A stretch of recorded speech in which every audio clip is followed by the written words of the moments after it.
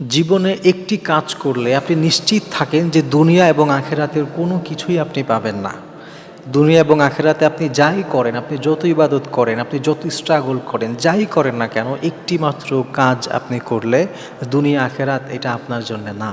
সেটা হচ্ছে মা বাবাকে যদি কেউ কষ্ট দেয়, আপনি যদি বাবা মাকে কষ্ট দেন, আপনি যতই ভালো হন, যতই নামাজি হন, আপনি যতই তাহাজ্জুদ গুজার হন, আপনার থেকে যদি আপনার মা কষ্ট পায়, আপনার বাবা কষ্ট পায়, আপনি দুনিয়াও হারালেন, আপনি আখিরাতও হারালেন। এজন্য মনে রাখবেন, আপনার বাবা মা তারাই আপনার জান্নাতের কারণ হবে, অথবা আপনার বাবা মা তারাই আপনার জাহান্নামের কারণ হবে।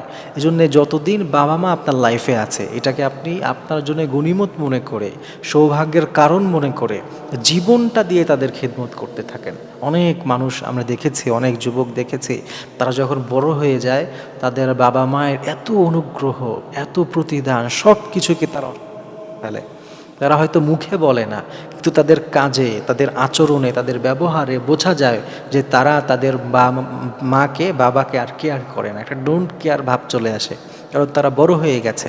কিন্তু আপনি মনে রাখবেন, আপনার কারণে যদি আপনার মায়ের চোখ থেকে পানি ঝরে, আপনার কারণে আপনার বাবার বুক থেকে যদি কষ্টের উফ শব্দটা বের হয়ে নিঃশ্বাস দীর্ঘ হয়ে যায়, আপনি মনে রাখবেন যে দুনিয়া এবং আখেরাত দুইটাই আপনার জন্য বরবাদ হয়ে গেছে।